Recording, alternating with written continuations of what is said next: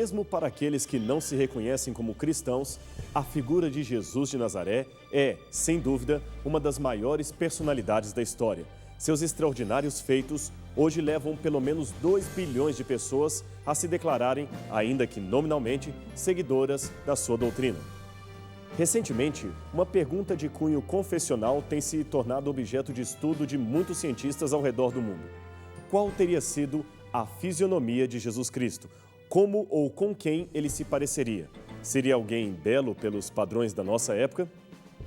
Em 27 de março de 2001, foi divulgada pela BBC de Londres a notícia sobre uma pesquisa feita com a ajuda de sofisticados computadores e a impecável coordenação de Richard Neve, um dos maiores especialistas em reconstituição facial do mundo. Seu maior fascínio, como ele mesmo admitiu, é reconstituir rostos de pessoas que viveram na antiguidade. Um dos seus mais curiosos trabalhos foi a reconstrução do rosto de Luzia, uma mulher convencionalmente datada como pré-histórica e que, segundo a opinião de alguns, teria vivido no Brasil em cerca de 11.500 anos. Uma data que, como mostraremos num outro programa, pode ter suas controvérsias. Bem, mas voltando a falar da nova pesquisa de Neve, o seu intento agora era redescobrir como seria o rosto mais famoso da humanidade, o rosto de Jesus de Nazaré. Para estudos desta natureza, Neve evidentemente se baseia no crânio do indivíduo e, como não temos os ossos de Jesus, afinal ele ressuscitou dentre os mortos, alguns arqueólogos israelenses tiveram a ideia de enviar para o especialista um crânio do primeiro século retirado de um antigo cemitério perto de Jerusalém. A partir daí, a técnica empregada foi a mesma utilizada em 1999 para reconstituir o rosto de Luzia. O crânio em questão foi submetido a uma tomografia que proporcionou imagens tridimensionais que, por sua vez, serviriam de base para fazer um novo crânio com material sintético. Com esse molde, a face do contemporâneo de Cristo começou então a ser delineada. Os olhos, os lábios, o queixo. Então, finalmente, camadas de argila foram usadas para formar os traços do rosto, como o nariz, o queixo e as bochechas. E o resultado foi esse rosto nada similar às figuras e ícones tradicionais do cristianismo. Um Jesus, como disse o teólogo Joseph James, bem difícil de aceitar. Mas, a despeito da seriedade do estudo e do sensacionalismo da mídia, é importante mencionar, conforme a admissão do próprio professor Neves, que essa tentativa forense também possui as suas limitações. Questões como cor da pele e dos olhos, forma e tamanho do cabelo e certas cartilagens exteriores são fruto exclusivo da imaginação do especialista, o que torna o resultado parcialmente artístico e não 100% científico, como se supõe. Ademais, lembremos, Neve usou um crânio qualquer de um judeu que se supõe teria vivido nos tempos de Cristo. Mas ainda que assim o seja, o crânio usado como modelo pode muito bem ter sido o crânio de alguém como Barrabás, Judas, Simão Pedro, José de Arimateia, enfim, qualquer um dos contemporâneos de Cristo.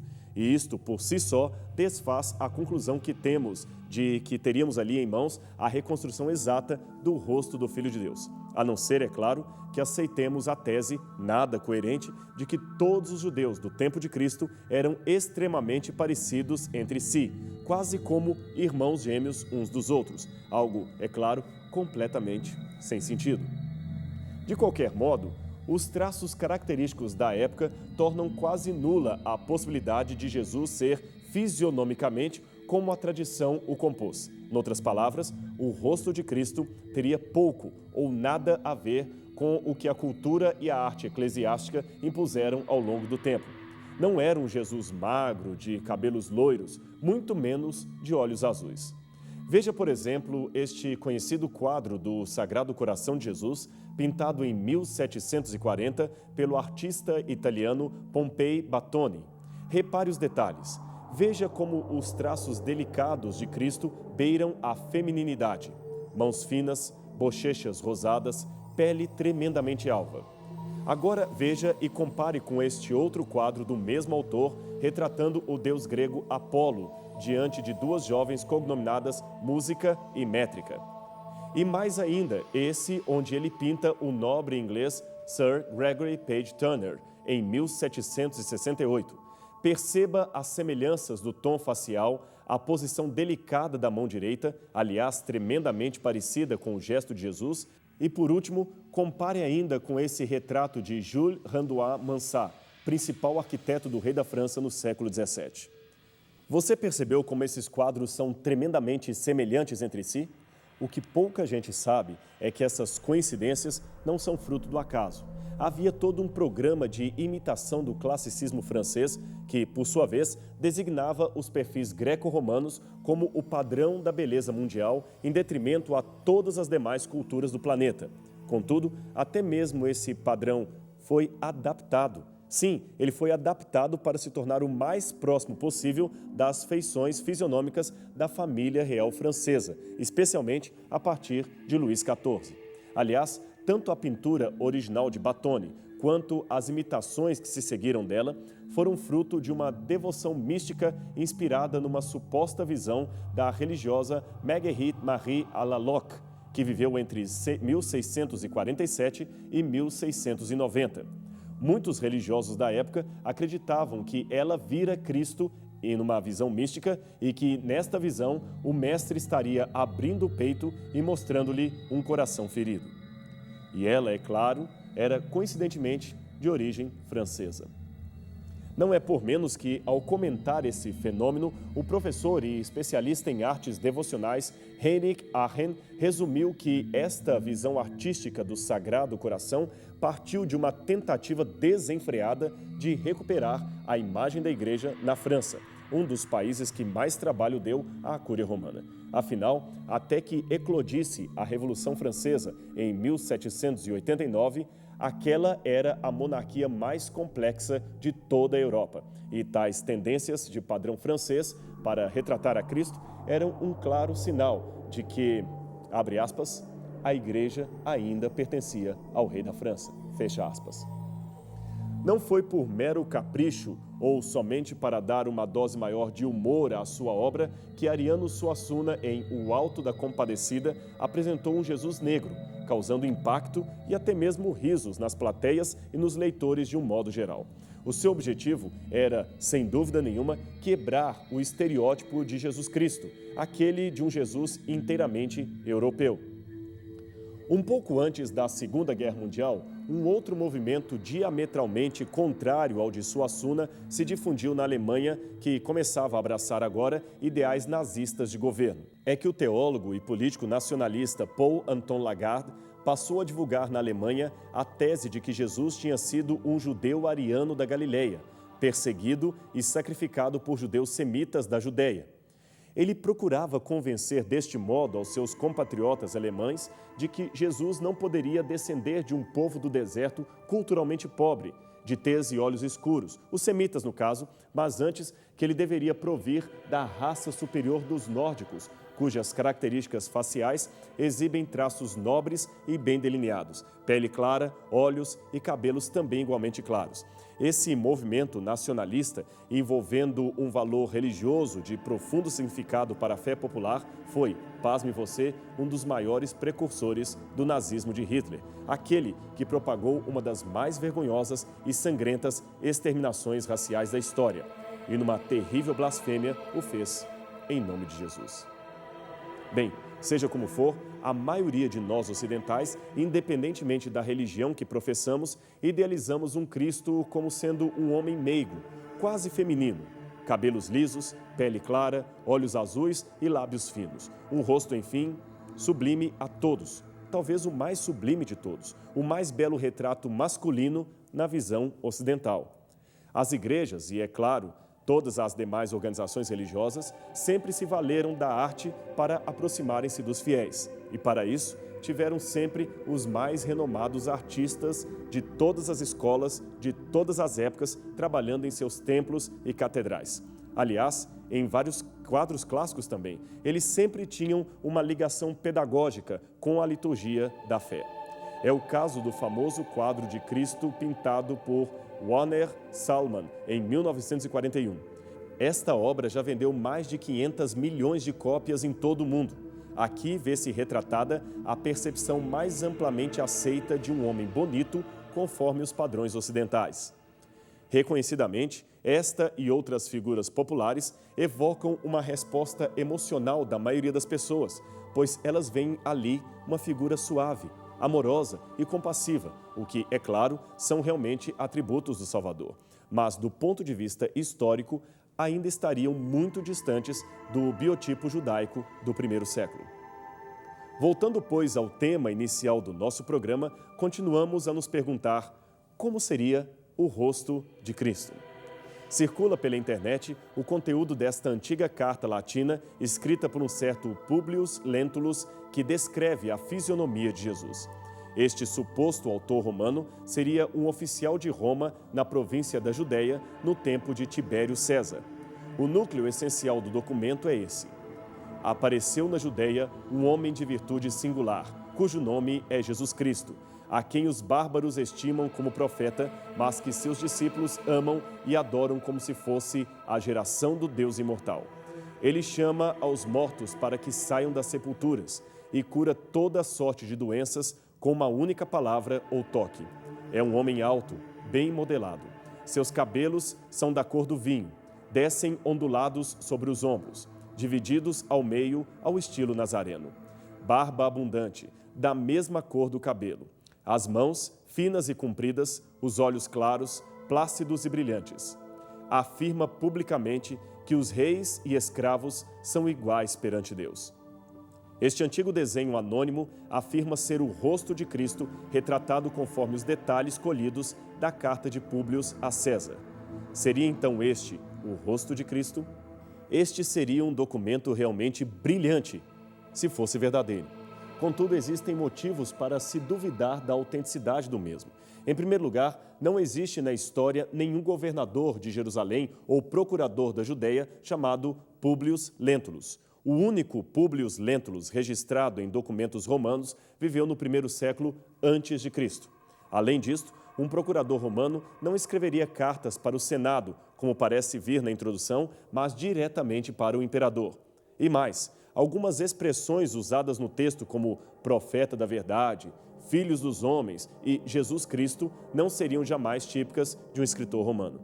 São idiomatismos do hebraico tomados diretamente do Novo Testamento. O excelente trabalho do teólogo alemão Ernest von Dobschütz, publicado em 1899, mostra que havia algumas cópias deste documento circulando já na Idade Média, o que demonstram ser seriamente um pseudepígrafo medieval. Voltamos, portanto, à estaca zero em busca de nosso rosto de Jesus Cristo. E se pesquisarmos nos primórdios da história do cristianismo, como os primeiros cristãos retratavam a Cristo?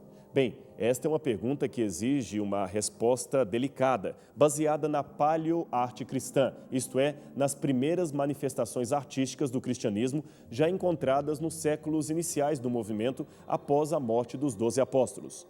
Mas aqui, novamente, nos esbarramos numa pequena dificuldade. É que os primeiros cristãos herdaram dos judeus uma grande hesitação em fazer representações materiais de realidades transcendentes.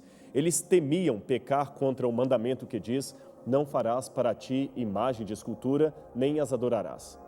É verdade que no Templo de Jerusalém havia uma riqueza de elementos estéticos e conteúdo artístico. No templo também foram utilizados os melhores e mais preciosos materiais disponíveis na época: madeiras, tecidos, metais nobres. Havia também belíssimas representações de elementos da natureza, tais como flores, frutos e animais esculpidos ou entalhados. O primeiro livro de Reis menciona entre os elementos decorativos do templo flores abertas, palmeiras, romãs, lírios, bois e até mesmo querumbis de ouro, que ficariam sobre a Arca da Aliança. Isto mostra que a proibição era quanto à adoração das imagens e não à confecção para fins pedagógicos ou, quem sabe, artísticos. Todavia, quando se tratava do ser divino, aí a coisa era mais séria.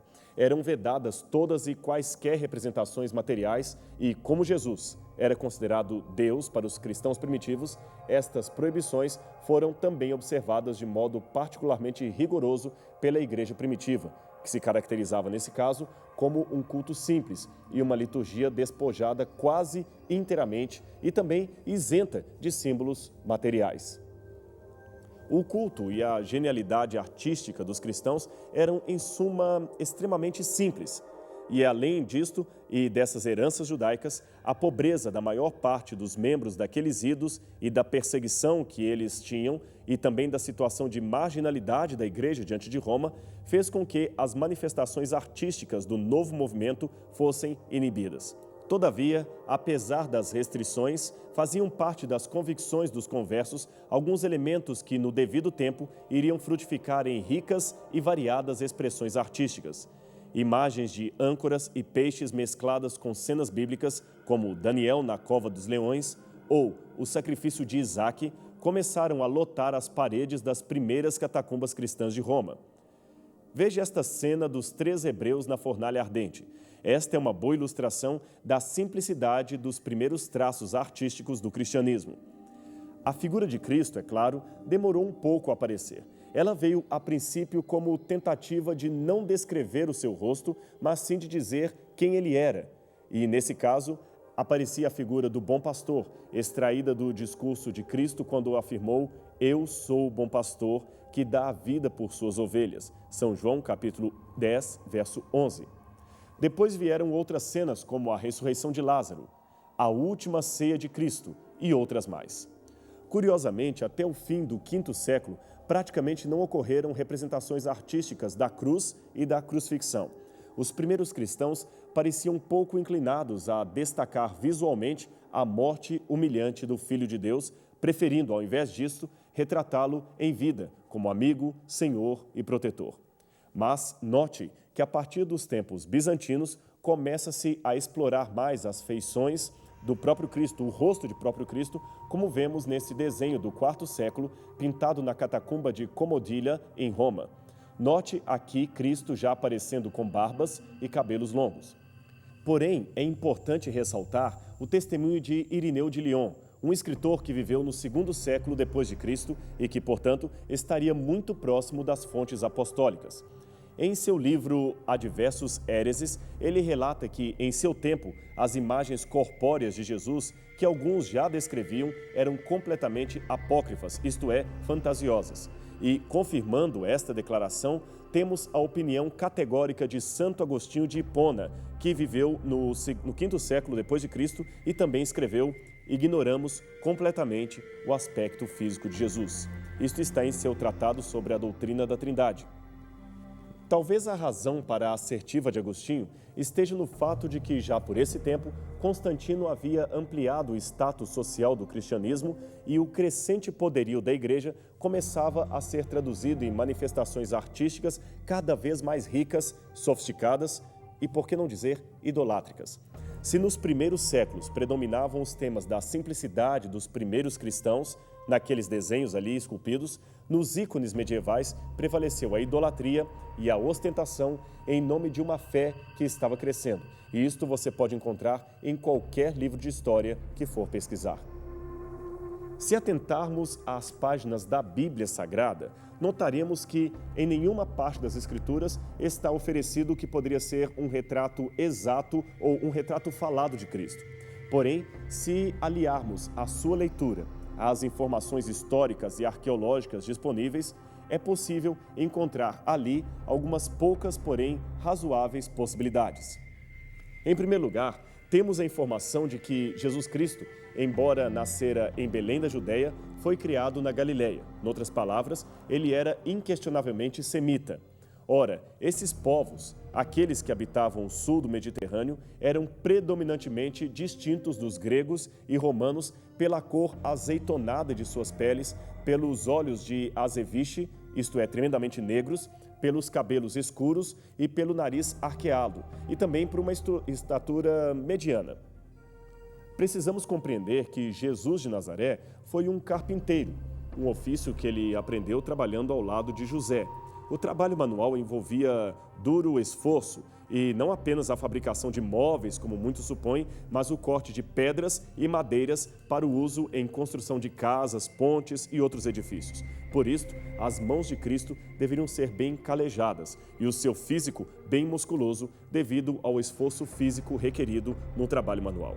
Aliás, Só o fato de Jesus conseguir ainda carregar uma cruz por bom tempo, depois de uma noite inteira de torturas e sofrimentos, demonstra uma incrível força muscular. Embora Jesus gozasse de boa saúde, cuidasse rigorosamente de sua alimentação conforme as prescrições do livro de Levítico, afinal ele era o Messias e tinha que dar o exemplo, naquele tempo a expectativa média de vida entre os homens pobres da classe trabalhadora estava na faixa dos 35 e 40 anos devido aos rigores do trabalho pesado, às doenças e o calor do deserto. Por causa destas questões, desses fatores, a aparência de Jesus provavelmente seria de um homem mais velho do que pensaríamos em relação a alguém de nossos dias com seus 20 ou 30 anos de idade. Alguns, de posse de uma antiga profecia da Bíblia, registrada no livro de Isaías, capítulo 53, pensam que Jesus não seria belo. Ali é dito o seguinte a seu respeito: porque foi subindo como renovo perante ele, e como raiz de uma terra seca, não tinha beleza nem formosura. E olhando nós para ele, não havia boa aparência nele para que o desejássemos. Contudo, é mais provável que esse texto se refira não ao seu aspecto normal, mas ao estado em que Cristo estava na cruz do Calvário e que, portanto, causaria repúdio a todo o que o contemplasse. Sendo já um homem feito, sua barba e bigode teriam sido muito mais cheios e menos aparados do que em algumas representações artísticas, pois a lei judaica proibia aos homens de apararem os pelos da face. Isso está em Levítico, capítulo 19, verso 27. Vamos ver o que diz ali. Não cortareis o cabelo, arredondando os cantos da vossa cabeça, nem danificareis as extremidades da tua barba. O motivo para tal proibição talvez esteja no fato de que alguns povos pagãos costumavam cortar a barba e oferecer aos ídolos, aos deuses, algo que o Deus de Israel preservou seu povo de praticar. Ademais, os egípcios também tinham o costume